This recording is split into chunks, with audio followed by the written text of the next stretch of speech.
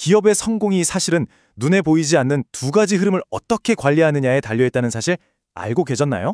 바로 신용과 재고인데요. 오늘 이 시간에는 이 두 가지 핵심 요소 사이에 아슬아슬한 줄타기, 그 고도의 균형 잡기 기술에 대해 깊이 파고 들어보겠습니다. 이야기는 2019년 미국 전역을 들썩이게 한 사건에서 시작됩니다. 바로 파파이스의 치킨 샌드위치 대란이었죠. 이게 얼마나 인기가 많았냐면요. 없어서 못 팔 지경이 되어서 무려 2달 동안이나 판매가 중단됐습니다. 이 사태로 파파이스는 하루에 수억 원에 달하는 엄청난 매출 손실을 감수해야만 했죠. 자, 여기서 이런 질문이 나올 수 있죠. 아니, 그냥 인기 있는 샌드위치가 다 팔린 건데 이게 뭐 그렇게 복잡한 기업 재무나 무슨 상관이냐고요? 아주 좋은 질문입니다. 정답은요, 모든 것이 다 관련이 있다는 겁니다.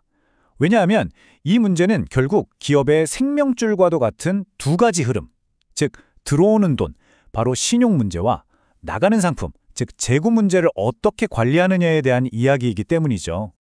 자, 그럼 이 거대한 균형 잡기 게임의 첫 번째 퍼즐 요각부터 맞춰볼까요? 바로 신용 관리입니다. 이건 간단히 말해서 어떻게 하면 돈을 제때 잘 받을 수 있을까에 대한 문제입니다. 모든 기업의 신용 정책은요, 딱 3가지 핵심 질문에 대한 답이라고 볼 수 있습니다. 첫째, 어떤 규칙으로 거래할까? 이게 바로 판매 조건이고요. 둘째, 이 사람 믿고 외상 줘도 괜찮을까? 이게 신용 분석입니다. 그리고 마지막으로, 만약에 약속한 날에 돈을 안 주면 어떡하지? 이게 바로 회수 정책이 되는 거죠. 기업 간 거래를 하다 보면 이런 암호 같은 문구를 자주 보게 됩니다. 바로 E/10 net 30. 이게 무슨 뜻이냐면요. 아주 간단해요. 10일 안에 돈을 내면 2% 깎아줄게. 하지만 늦어도 30일 안에는 원금 전부를 내야 해. 라는 뜻입니다. 그런데 말이죠. 여기서 정말 흥미로운 질문 하나를 던져볼 수 있습니다.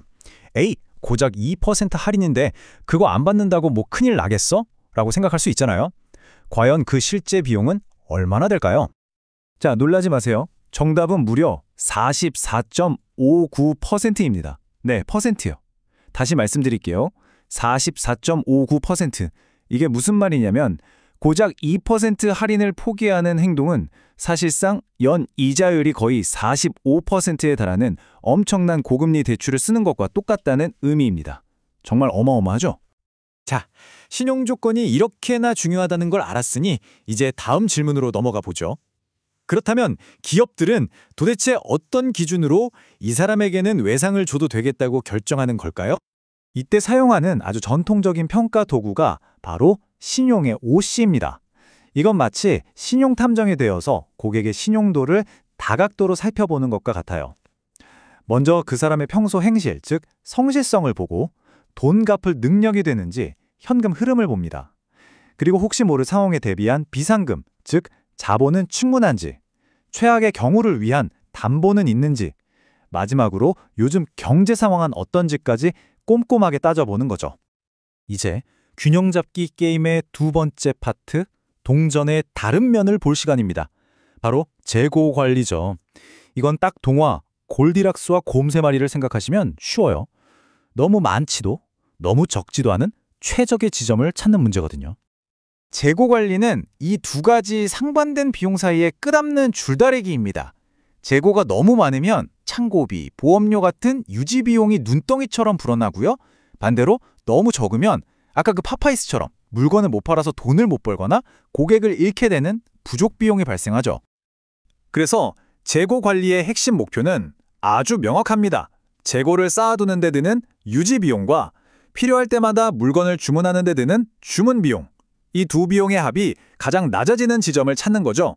그 지점이 바로 총 비용을 최소화하는 마법의 주문량, Q스타가 되는 겁니다. 그리고 기업들이 바로 그 마법의 주문량을 찾기 위해 사용하는 도구가 있습니다. 바로 경제적 주문량, 영어로는 EOQ 모델이라고 하죠. 총 재고 비용을 가장 적게 만드는 이상적인 주문량을 수학적으로 똑똑하게 계산해내는 방법입니다. 이 EOQ 모델이 그리는 가장 이상적인 모습은 이렇습니다. 재고가 창고에 가득 찼다가 꾸준히 팔려나가서 정확히 0이 되는 바로 그 순간 마법처럼 새 주문이 딱 도착해서 창고를 다시 채우는 거죠. 이 모습이 마치 톱니바퀴처럼 완벽하게 맞물려 돌아간다고 해서 톱니 모양 패턴이라고 부릅니다. 낭비가 전혀 없는 상태죠. 하지만 현실적으로 모든 재고를 똑같이 관리할 수는 없겠죠? 그래서 아주 똑똑한 전략을 씁니다. 바로 ABC 분석 기법인데요. 전체 재고 가치의 절반 이상을 차지하는 소수의 A급 핵심 품목에 관리 역량을 집중하고요. 가치는 낮지만 수량만 많은 C급 품목은 덜 신경 쓰는 일종의 선택과 집중 전략이라고 할 수 있습니다. 자, 지금까지 우리는 신용과 재고라는 두 가지 다른 문제를 각각 살펴봤습니다. 하지만 이제 이 둘을 하나로 묶어서 더 큰 그림을 볼 시간입니다. 사실 재고 관리에는 정답이 없습니다. 수요를 예측해서 미리 재고를 쌓아두는 EOQ 방식이 있는가 하면 일본의 도요타처럼 부품이 필요할 때 정확히 도착하게 해서 재고를 거의 0으로 만드는 JIT, 즉 적시 생산 시스템도 있죠. 각자 처한 상황에 맞는 최적의 전략을 선택하는 겁니다. 결국 신용과 재고는 따로 떼어서 생각할 수 있는 문제가 아닙니다. 이 둘은 운전자본 관리라는 더 큰 그림을 구성하는 동전의 양면과도 같거든요. 기업의 단기적인 자산과 부채를 얼마나 효율적으로 운영하느냐 하는 핵심 기술인 셈이죠. 오늘 우리가 나눈 이 모든 이야기를 한 문장으로 요약하면 아마 이럴 겁니다. 비즈니스의 기술이란 판매를 하는 것과 그 돈을 받아내는 것, 또 제품을 가지고 있는 것과 그 비용을 감당하는 것 사이에서 끊임없이 아주 절묘하게 균형을 잡는 예술이다. 성공적인 비즈니스는 결국 이 줄타기를 얼마나 잘하느냐에 달려있는 셈이죠.